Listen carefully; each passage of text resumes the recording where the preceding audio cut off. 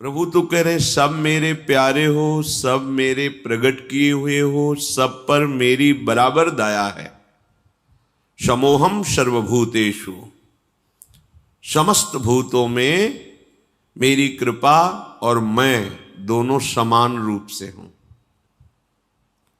अब हमारी त्रुटि क्या हो गई?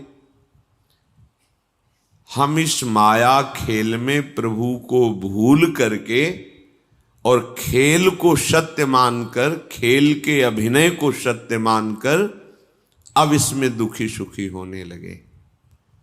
ये बहुत बड़ी त्रुटि हो गई। हमारी जो त्रुटि का प्रधान कारण है, जैसे कोई अभिनेता अभिनय करे,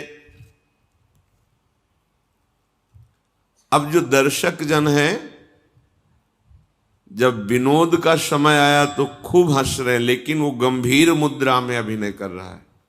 सब हंस रहे हैं पर वो नहीं, वो अंदर से कोई खुशी नहीं है उसकी, पर वो ऐसा स्वांग करेगा कि सब हंसेंगे, ऐसा लगेगा ये खूब प्रसन्न है, हंस रहे। जब रोने का नाटक आया, स्वांग आया, तो रोने का स्वांग कर रहा है, सब रोने लगे, पर वो रो नहीं रहा है, वो स्वांग कर रहा है, अभिनय कर रहा है, वो खेल को खेल समझ रहा है। और आप उस खेल में इतना आकर्षित हो गए कि सत्य भाव को प्राप्त होते जा रहे हैं, जिसे तदात्म कहते हैं। अब दो विभाग वहीं कर लिए उस खेल में, एक अपने पक्ष वाले और एक विपक्षी, एक अच्छा पक्ष, एक बुरा पक्ष, जबकि एक ही डायरेक्टर ने उस नाटक की रचना की है और वो स्वांग हो रहा है। उसमें कोई पक्षपात नहीं, सब अपना अपना रोल कर रहे हैं, पर आपने पक्ष स्थापित कर लिया। अब अपने पक्ष वाले को परास्त होते देखकर विषाद होता है, विपक्ष को परास्त होते देख करके हर्ष होता है। फंस गए। लेकिन जो कर रहा है उसको ना हर्ष है, ना विषाद है, ना उसका जन्म है, ना मरण है। वहां देखो ना, अस्त्र शस्त्रों से मारा जा रहा है। अगर वो उसमें मर गया होता तो दूसरे नाटक के अभिनय में कैसे आता? वो आप भी जानते हो मरा नहीं, वो स्वांग कर रहा है, पर आप दुखी सुखी हो जाते हैं, तभी तो पैसा लगा के देखते हैं जाके। ठीक ये नाटक मंच त्रिगुणात्मिका माया के द्वारा रचा गया है और उस नाटक के अधिष्ठात्र हैं जगन्नाटक वैभवा भगवान श्री कृष्ण। हम हैं उनके अंश और हमको स्वांग मिला है, अलग अलग स्वांग मिला है। उस स्वांग में जब हम सत्य भाव कर लेते हैं, अब थोड़ी देर के लिए राजा का स्वांग बना और मंच के नीचे उतरकर वो किसी को आदेश करे तो कोई मानेगा क्या? उस समय जो उसके सेवक बने हुए हैं तो केवल वो उसी स्वांग की पूर्ति के लिए है। वो भी एक अभिनेता है, अभिनय कर रहा है सेवक का, लेकिन मंच के पीछे हुक्म करे तो उसका अदब करके थोड़ी कोई उसकी आज्ञा मानेगा। क्यों? समान है। कहीं पागल हो? जिस नाटक मंच पर तुम राजा का स्वांग जितने पैसे में कर रहे हो उतने में हम सेवक का कर रहे हैं, बस वहीं तक, पीछे नहीं।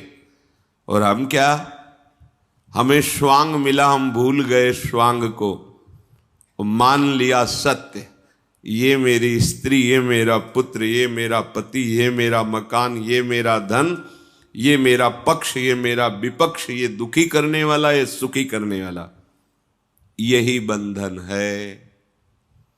अब आप समझ पा रहे हैं भला स्वांग कर रहे हैं आप? नहीं, सत्य वो मेरी पत्नी है, वो मेरा पुत्र है। यही माया है जो त्रिकाल में सत्य नहीं है उसको तुम्हें सत्य भाषित करा दे, और जो त्रिकाल सत्य है उसका अनुभव न होने दे।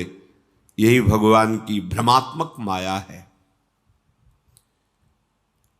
श्री भगवान करुणा करके कह रहे हैं, ये दारागार पुत्राप्तान प्राणान वित्तमिमं परम हित्वा माम शरणम याता। बहुत सुंदर बात। कथम तास्त्यक्तु मुत्सहे जिसने सब कुछ छोड़ दिया, केवल मेरे को स्वीकार किया। स्त्री, पति, पुत्र, बंधु, परिवार, धन, मकान, जमीन, लोक, परलोक, शरीर, मन, सब कुछ क्या छोड़ दिया? मेरा नहीं है। अंदर से मेरे कौन है?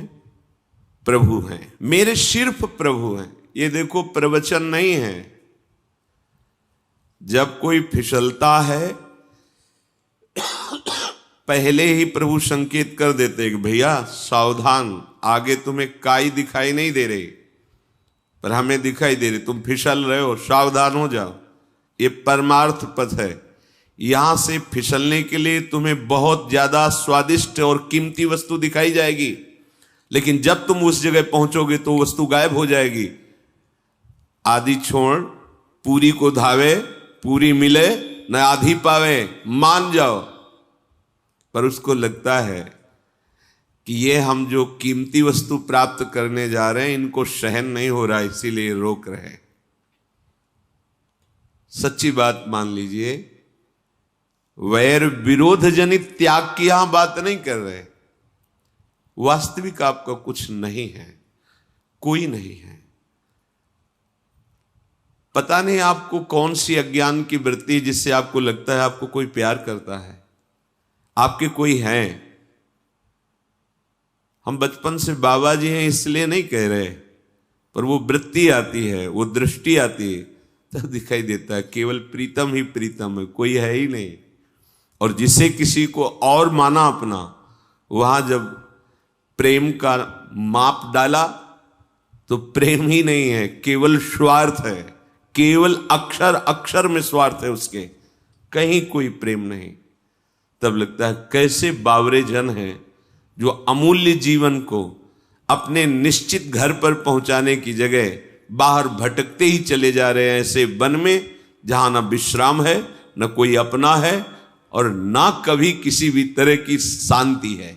अशांत ही अशांत। और वो समझ में नहीं आ रहा, ज्ञान की धरा है, अध्यात्म का प्रकाश हो तो हाय हाय मच जाएगा हृदय में। कितना समय बर्बाद कर दिया, अभी कोई स्थिति प्राप्त नहीं हुई, वो तूफान मच जाएगा हृदय में। ये दारागार पुत्राप्तान प्राणान वित्तमिमं परम, जिन्होंने इन सारे संबंधों को हृदय से त्याग करके केवल मेरे में अपनापन किया। हित्वा माम शरणम याता कथम तांस त्यक्तुमुत्सहे, मैं उसे कैसे त्याग सकता हूं? ये किन के लिए कह रहे हैं? चक्रवर्ती सम्राट रानी और पुत्रों सहित विराजमान महल में अम्बरीश जी महाराज के प्रति। आप कह सकते हैं कि सन्यास धर्म का उपदेश भगवान कर रहे हैं, नहीं। गृहस्थ धर्म में चक्रवर्ती सम्राट पद पर विराजमान महाराज अम्बरीश और विरक्त धर्म की चरम सीमा में विराजमान महर्षि दुर्वासा, दुर्वासा जिसे कह रहे हैं कि मैं ऐसे को कैसे त्यागने की सोच भी कैसे सकता हूं, कैसे छोड़ सकता हूं? कथम तास त्यक्त मुत्सहे, किसको? जिसने ये दारागार पुत्राप्तान प्राणान वित्तमिमं परम, दारा स्त्री, घर, जमीन, परिवार, संपत्ति, शरीर, प्राण, जिसने मेरे लिए अर्पित कर दिए हैं। तो कोई एहसान नहीं किया, भगवान को तुमने कुछ दिया नहीं, बेईमानी से बच गए। भगवान की वस्तु को भगवान का मान लिया तो इतने वो उदार हैं कि वो करुणा करके तुम्हारे अधीन हो गए। कैसे? जैसे एक घर का मालिक 1 किलो बढ़िया मिठाई लाया, सबको दिया, पुत्र को, पत्नी को, सबको, पाओ आज। उनमें से एक पुत्र भागा, एक पीस जो उसको हिस्से में मिली और पिता के मुख में ऐसे किया। पिता को कैसा लगा? गोद में उठा लिया, दुलार किया और उसको पवा दिया और हृदय बलिहार हो गया।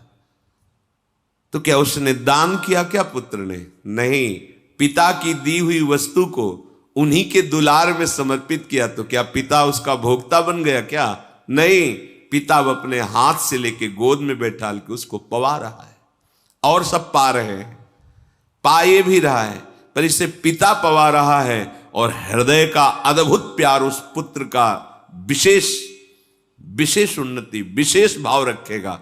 ऐसे ही भगवान समोहम है, सब भूतों में समान भाव से है, सबको सब कुछ भगवान ने दिया है, पर भगवान की दी हुई वस्तु को भगवान का मान के जब अर्पित कर देते हैं तो भगवान के हृदय में उसके प्रति पक्षपात प्रकट होता है, दुलार प्रकट होता है।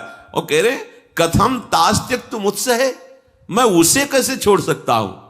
और जिसे भगवान नहीं छोड़ते उसके आनंद चरण चूमता है, रोम रोम परमानंद में ज्ञान विज्ञान भक्ति ऐश्वर्य वैभव सिद्धियां सब उसके। जिसके भगवान हो गए तो अब पाना क्या बाकी रह गया? बोले कैसे हम छोड़ सकते हैं सब हमारे, तो छूट तो जाएंगे, पकड़ के दिखाना, पकड़े रहना। श्रुत बनितादि जान स्वार्थ रत ना करो नेह सभी ते, अंत ही तो ही तजेंगे पामर तू न तजय बहिते। तुम बाबा जी हो कठोर हृदय, तुम क्या जानो, प्यार करना क्या जानो तुम? कहते छोड़ दो, उनको मत छोड़ो। अभी पहले बताया स्वांग करो, स्वांग, जिसको जो स्वांग प्रभु ने दिया ठीक वैसे ही स्वांग करो।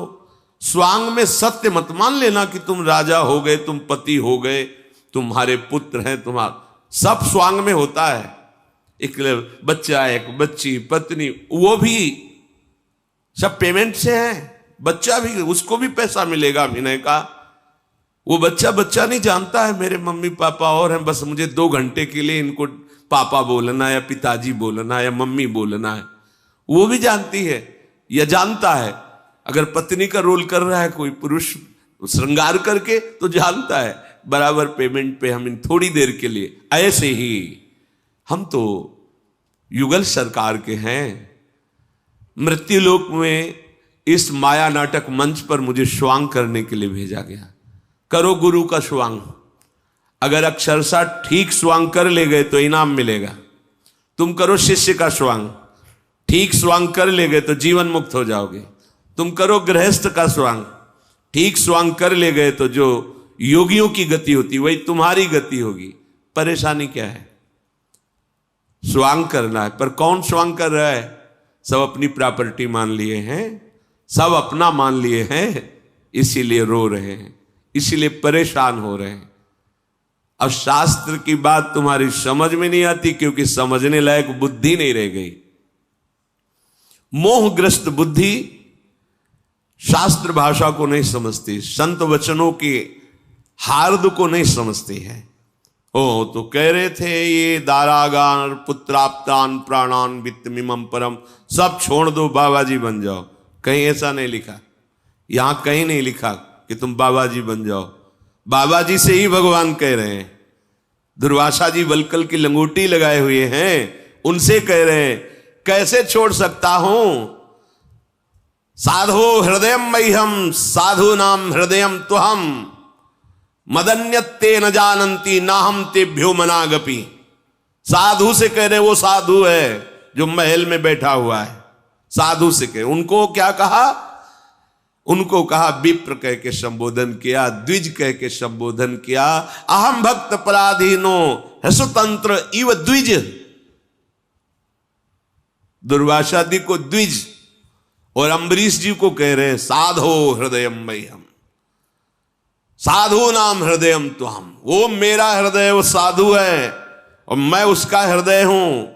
और बड़ी बात, सर्वज्ञ भगवान कह रहे हैं मदन्यत ते न जानंती नाहम तेभ्यो मनागपि।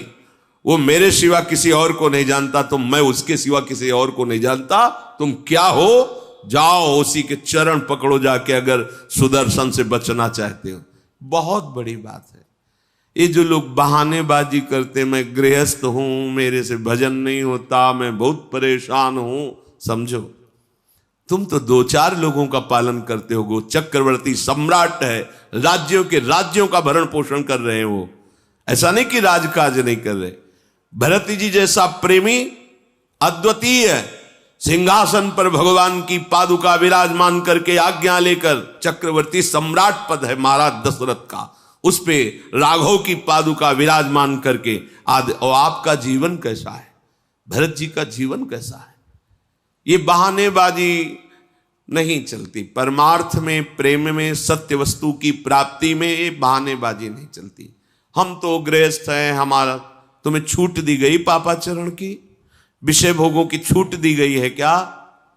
तुम्हें सेवा दी गई है, स्वांग दिया गया है, तुम्हारे 2-4 जन होंगे। देखो ना, जब भगवान सेवा देते तो हजारों की, बाहरी उदर पोषण करना, बाहरी व्यवस्था करना अलग बात है, और मन की व्यवस्था करना है बहुत अलग बात है। पर जो स्वांग देता है तो वो स्वांग का पूरा भाव भी देता है। अपने घर से कपड़ा पहन करके गया और वहां उसकी पोशाक अलग, ये पोशाक पहनो, ये तुम्हें डायलॉग बोलने हैं, ऐसा नहीं, ऐसा भाव करना, ऐसा भाव करना। वही जगत गुरु अंदर बैठे सिखाता है कि तुमको ये पद मिला है, तुम्हें ऐसे बोलना है, तुम्हें ऐसे चलना है। अब ये तब सिखाता है जब आप उनके स्वांग को स्वांग समझो। आप उनको तो समझ ही नहीं रहे, उनके बताए हुए वाक्य नहीं बोल रहे, उनकी बताई हुई क्रिया नहीं कर रहे, मनमानी, तो क्या हुआ? हटा दिए गए। अब स्वांग नहीं असली, तो अब असली उसका दंड भोगो। पुनरपि जननम पुनरपि मरणम पुनरपि जननी जठरे शयनम। अब भोगो उसको। जैसे स्वप्न में कोई गला काटे तो जागे बिना दूर नहीं होता, ऐसे इस संसार में भगवत प्राप्ति के बिना तुम सुख चैन नहीं प्राप्त कर सकते। अभी मोह निद्रा में सो रहे हो। बोले तो बहुत कठिन बात है भगवत प्राप्ति करना। जैसा हम सुनते हैं रोज सत्संग में, जैसे गीता में जी भगवान ने जब मन को लगाने की बात कही तो कहा बहुत कठिन है प्रभु, वायु सुदुष्करम, वायु तूफान को रोकना जैसे कठिन, ऐसे मन को रोकना कठिन।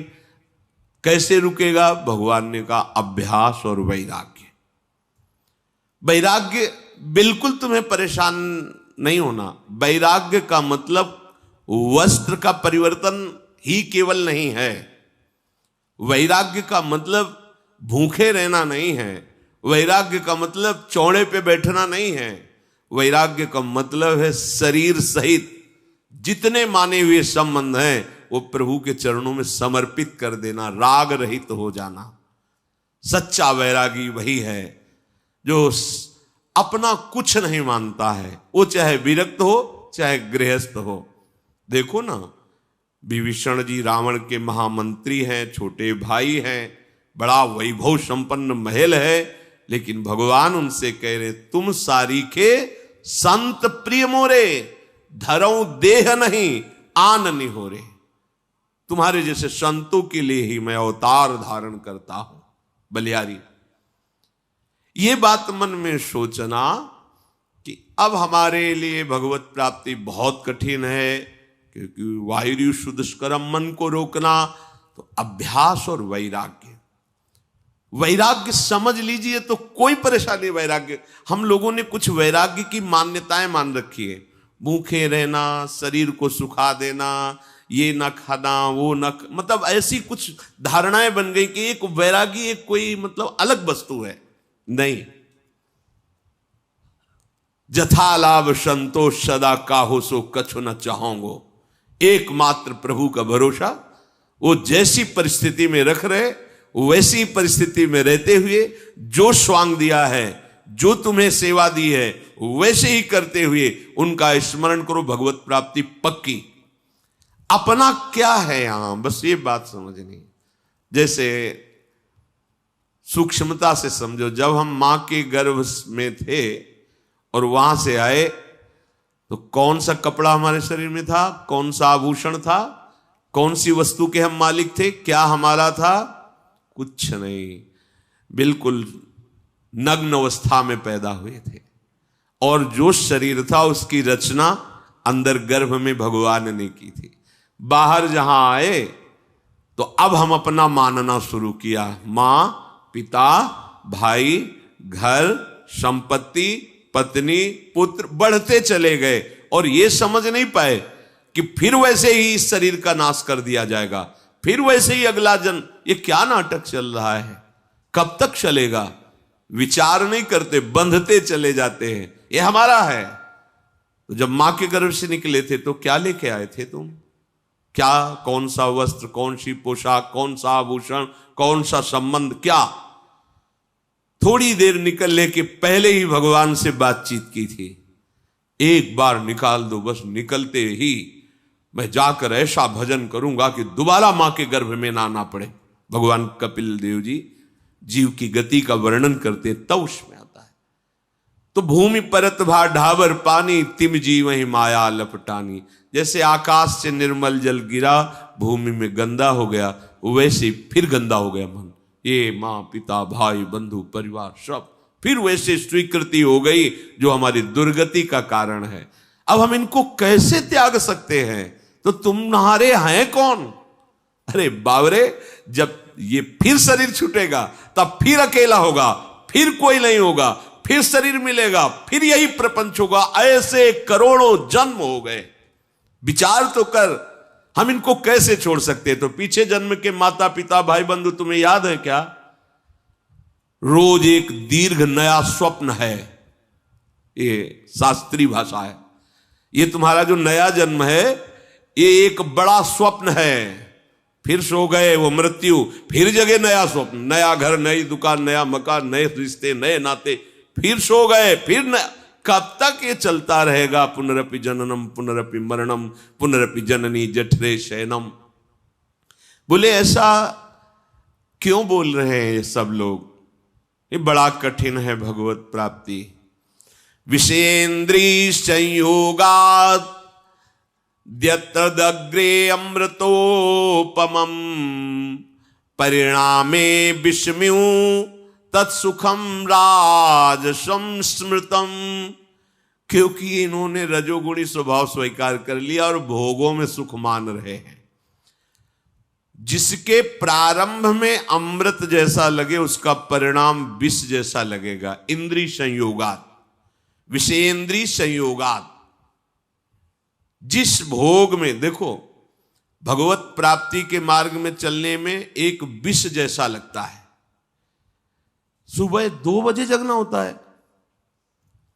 सत्संग में जाना, 2 बजे जगना, फिर इतने माला करना, इतना पाठ करना, ये हमसे तो नहीं हो सकता है।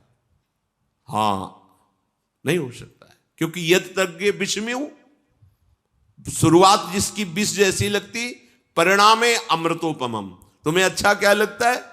बोले अग्रे अमृतोपमम, जिसकी शुरुआत अमृत जैसी लगे। क्या? विषय भोग।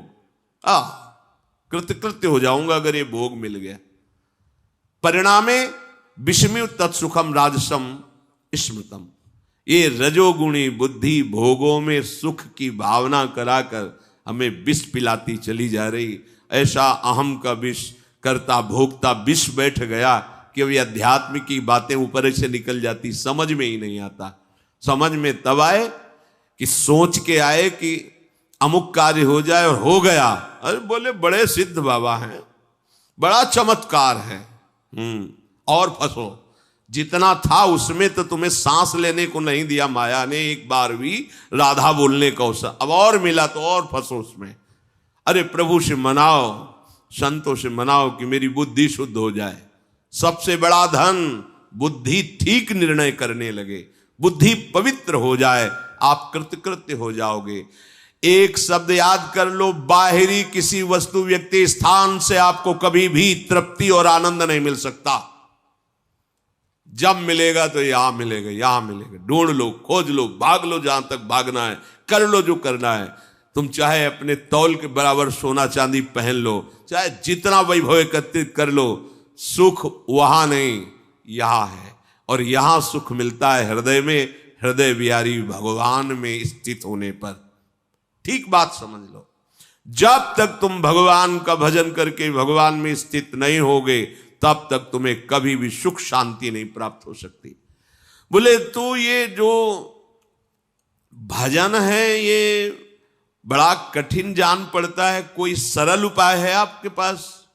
जिससे पूछते हैं ना ये थोड़ा शोभा भी बन जाए, दाम भी कम लगे, ऐसा आभूषण है। तो जो महापुरुष जन होते हैं हर प्रकार की औषधि निकालते हैं। तो हमारे श्री भगवान ने औषधि निकाली, बिल्कुल सरल भगवत प्राप्ति का उपाय, विशेष तुम्हें कोई श्रम नहीं। ये भगवान की वाणी। बोले यतः प्रवृत्तिर्भूतानां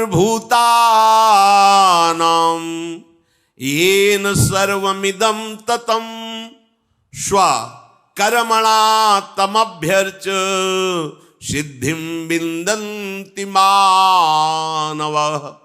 न्यायाधीश बोल रहे हैं जगत के, उनकी बात पे संशय मत करो, वो जो कह रहे हैं वो मान लो, निहाल हो जाओगे। प्रभु कह रहे हैं यथा प्रवृत्तिर्भूतानां येन सर्वमिदं ततं। ये प्रवृत्तिर्भूतानां, जहां से सब प्रकट हुए हैं वो परिचय जान लो। कहां से प्रकट हुए? पूरे सब मेरे से प्रकट हुए। कौन? ये कौन प्रकट हुआ? बोले मैं ही प्रकट हुआ हूं। अब समझ में आता है? तुम्हें नहीं आएगा। क्यों नहीं आएगा? क्योंकि देह भाव से हो। भगवत भाव आ जाए तो जानत तुम्हें हो जाए, क्योंकि वो तुम्हें ही था, दूसरा कोई है ही नहीं, वही वो है। जब यहां दूसरा नहीं है तो यहां कौन है? यहां कहां से आ गया? ऐसे चलाओ। पर होता है ऐसे, तो भले थोड़ी मान्यता हो जाए, पर ऐसे मान्यता नहीं होती। और जब तक ऐसे मान्यता नहीं होगी तब तक पूरी नहीं हुई, फिर भटकना पड़ेगा। बहुत अच्छी बात, बिल्कुल सहज। अब हमें तो अच्छी लग रही, पता नहीं आपको समझ में आ रही कि नहीं। भगवान कह रहे हैं मेरे से तुम प्रकट हुए हो, मेरे से। सबको मानना है कि भगवान ही सबके जन्मदाता हैं। किसके? अपने। अरे भगवान ने मुझे फंसा दिया, तुम खुद फंस गए हो। भगवान ने दी वस्तु और तुमने अपनी मान ली, तो बेईमानी। तुम्हें दिया है कि ये वस्तु वहां हम ले लेंगे, इसको अपने पास रखो। तो ईमानदारी ये कि रास्ते भर में तुम्हें यही चिंतन करना है भगवान की वस्तु मेरी नहीं है। तब तो तुम जब देने जाओगे तो आराम से दे दो। कोई कहेगा बहुत अच्छी वस्तु दान की, पागल हो, उन्हीं की वस्तु थी, वो हमें केवल दिए थे। है ऐसा दिमाग? है ऐसी बुद्धि? नहीं। भगवान कह रहे यथा प्रवृत्तिर्भूतानां, ये जितने जीव प्रकट हुए मेरे से निकले हैं। तो यह निकले कौन है? बोले मैं ही। जितने भी भूत प्राणी जीव जंतु जो भी है वे वासुदेव ही बने हुए हैं। वासना वासुदेवस्य वासितम भुवनत्रयम् सर्वभूत निवासोस्मि वासुदेव नमोस्तुते। मैं ही हूं। येन सर्वमिदं ततं, मेरे द्वारा ही ये सारा जगत व्याप्त किया गया। जगत भी वही, जीव भी वही। कौन? जिसने रचा है। ये रचना कोई और नहीं है, वही अपने आप से अपने आप में रचे। तुम जान पा रहे हो? तुम इसलिए नहीं पा रहे हो कि तुमने भेद पैदा कर लिया। शरीर संबंध से, कर्ता भोक्ता भाव से तुम भगवत भाव रहित हो गए, तो जीव भाव को प्राप्त हो गए। जीव भाव इतना दृढ़ हो गया देह भाव में कि मैं स्त्री हूं, मैं पुरुष हूं, मैं ज्ञानी हूं, मैं अज्ञानी हूं, मैं धनी हूं। अमुक अमुक अमुक बढ़ गया भेद। ऐसा बढ़ता चला जा रहा है कोहरे की तरह कि अब कुछ सूझता नहीं। सच्ची बात। अब ये कैसे समझ में आएगी जब हृदय पवित्र नहीं है? भगवान से हम प्रकट हुए हैं, हम भगवत स्वरूप ही हैं। कह रहे हैं भगवान येन सर्वमिदं ततं, जितने भी सब कुछ है, जो कुछ भी, वो मैं ही बना हुआ हूं। मेरे से ही प्रकट है, मैं ही बना हुआ हूं। अब प्रभु कह रहे हैं कि मेरे इस भाव को समझो कि मेरी पूजा क्या है। कह रहे हैं सबके लिए सहज पूजा है। स्वकर्मणा तमभ्यर्च्य, जो तुम्हें स्वांग मिला है, जो तुम्हें सेवा मिली है, उसी को हमारी पूजा मान लो। वही मान लो का मतलब हमारी आज्ञा मानो, वही मेरी पूजा है। स्वकर्मणा तमभ्यर्च्य, सब रूपों में मैं हूं, मैं ही सब रूपों में प्रकट हुआ हूं, मैं ही प्रकट करने वाला हूं। तुम्हारा जो बंधन हो गया है वो मैं अपने लिए कर रहा हूं, मैं भोग रहा हूं। तो इस भाव को तुम मिटाओ। कैसे मिटाओ? जो तुम कर रहे हो वो मेरे लिए करो। स्वकर्मणा तमभ्यर्च्य, आप एक दुकानदार हो तो दुकान को अपना मंदिर समझो, खोलने के समय पहले जैसे प्रणाम किया जाता है मंदिर के पट को, दरवाजे को भी ऐसे प्रणाम करो, वो अंदर जाओ और अंदर भाव से कि मैं भगवान की पूजा के लिए 10 घंटे 12 घंटे यहां बैठूंगा और हर ग्राहक के रूप में मेरा भगवान आएगा और पूजा रूप से मेरा क्रय विक्रय होगा, और जो उससे बचेगा तो घर में बैठे हुए भगवत स्वरूप परिवार का पोषण करूं, निश्चित भगवत प्राप्ति हो जाएगी। पर ऐसा रहता है क्या?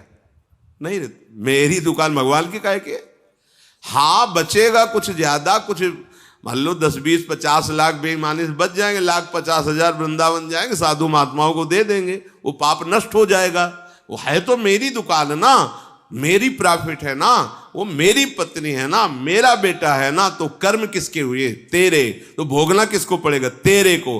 फिर कहते हैं भगवान को क्या इतनी दया नहीं आई? अरे उन्होंने तो दया क्या, वो तो वही है, तू भी वही है, तू भी वही है। कैसे तुम्हें बताए?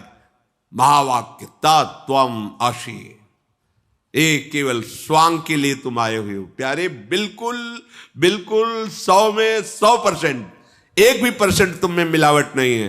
पूरे के पूरे गंगा जल हो, पूरे के पूरे। एक चम्मच में गंगा जल, एक टैंकर में गंगा जल, और एक नहर, गंगा जल ही गंगा जल है। ऐसे ही तुम पूरे के पूरे भगवत स्वरूप हो। बस अंतर इतना हो गया कि तुमने अंतर पाल लिया, तुमने अंतर मान लिया। अब इससे बहुत ऊंची बात कह करके अगर आप अवहेलना कर देंगे तो कर दीजिए, और किए हुए ही हैं, बिल्कुल अंतर नहीं है। बस ये अंतर हटाने के लिए रोज सत्संग आपको श्री जी दिला रहे, रोज सत्संग दिला रहे। आप न मनुष्य हो, न शरीर हो, न स्त्री हो, न पुरुष हो, न भोक्ता हो, न कर्ता हो। आप विशुद्ध चिदानंद में चेतन अमल सहज सुख राशि भगवत स्वरूप हो। फंस गए हो तुम स्वयं, पकड़ लिए हो तुम इस असत को, इसी असत को त्यागने के लिए भगवत कृपा से मनुष्य शरीर मिला, सत्संग मिला। अब जैसे कहते हैं कि हम वकील हैं, हमारा भजन कैसे बनेगा? तो न्यायालय में जाते समय न्यायालय को मंदिर के भाव से प्रणाम करो, मेरे भगवान विराजमान है इसमें। गए जो भी उसमें सेवारत है जैसे, और अपने अपने कार्य को बिल्कुल ठीक धर्म के अनुसार करो। बीच बीच में नाम स्मरण करते रहो। तुम वकालत करते हुए भी भगवान को प्राप्त हो जाओगे, जज होते हुए भी भगवान को प्राप्त हो, चपरासी होते हुए भी भगवान को प्राप्त हो जाओगे। भगवान यहां ये नहीं कह रहे कि अगरबत्ती जलाओ, ये अलग अलग भाव की उपासना है, उन्हीं की हो रही। कह रहे स्वकर्मणा तमभ्यर्च। हम बाबा जी हैं, आरती पूजा, दिन भर माला चलाना, ग्रंथों का स्वाध्याय करना, रात दिन संयम, ये हमारा स्वांग है, तुम्हारा स्वांग और है। धर्म से चलो, जो कार्य मिला उसे भगवान की पूजा समझो, जो परिवार मिला उसे भगवान की पूजा अभी आनंद हो जाए। मानते कहाँ हो? जब मानना नहीं है तो फिर जानना नहीं हो, जब जानना नहीं तो पचड़े में फंसे रहना है। मोह का दलदल ऐसा है, डूबते चले जाओगे। चिकित्सक रोगियों को देखे कि मेरे प्रभु पधार रहे इस रूप में, सेवा का अवसर, नाम स्मरण करते हुए आप चिकित्सा, जो आपका अस्पताल है वो भगवान का मंदिर है। आपकी पूजा क्या है? आए हुए मरीजों को जितना ज्ञान भगवान ने दिया उसके अनुसार स्वस्थता, दुख रहित करना, निरोगता। पैसा प्रधान नहीं होना चाहिए, ये तब पूजा मानी जाएगी। और इसी का उल्टा अधर्म, हम जान रहे हैं गलत है और पैसा ले रहे हैं और उसका मुकदमा जिता रहे हैं, या हम जान रहे हैं गलत है, हम जो औषधि दे रहे हैं इससे ठीक नहीं होगा, हम जान रहे हैं कि इतने से काम चल सकता है लेकिन इसको इतना लंबा खींच रहे हैं, पैसे ले रहे हैं, वो फिर पूजा नहीं होगी, वो फिर आपका व्यापार है। उसमें फिर आपको निर्णय में जो दंड मिलेगा वो फिर मिलेगा। मालिक ऐसा है कि वहां किसी की गवाही की जरूरत नहीं होती। भगवान कह रहे स्वकर्मणा तमभ्यर्च, जो तुम कर्म छूट दिए, जो तुम कर्म कर, यत करोषि, मेरी पूजा हो जाएगी। अगर तुम उसे भगवान की पूजा मानकर करोगे और बीच बीच में भगवत स्मरण करते रहोगे तो ये तुम्हारा विश्राम स्थल हो जाएगा मनुष्य शरीर। इसी जन्म में तुम्हारा काम हो जाएगा। निष्कामता उदय होगी, सारे कर्म बंधन छिन्न भिन्न हो जाएंगे और भगवान के चरणों की प्राप्ति करना मनुष्य जीवन का परम लाभ। ये अहंकार इतना दुष्ट है, बहुत लड़ाई लड़नी पड़ती, बहुत छाती जलाता है। जो साधक हैं वो जानते हैं जलती तो सबकी है, लेकिन जो विषयी है वो उसको जान ही नहीं पाते कि कौन छाती जला रहा है। वो सबसे सामने वाला जला रहा है। अगर वो कटु वचन न बोलता ना तो मेरी मैं बहुत मस्ती में था यार, वो मिल गया, उसने सारा मूड खराब कर दिया, वो उसने सामने वाले ने उस पे। लेकिन साधक सामने वाले को नहीं देखता है, यहाँ को देखता है, छाती में देखता है। जला कौन रहा है? बोले अहंकार, बहुत कष्ट देता। शूल प्रद नाना सकल शोक दायक अभिमाना, इसी को मिटा दो। अभिमान कैसे जागृत होता है? बस इस ढांचे को स्वीकार करते ही सारा खेल शुरू हो जाता है।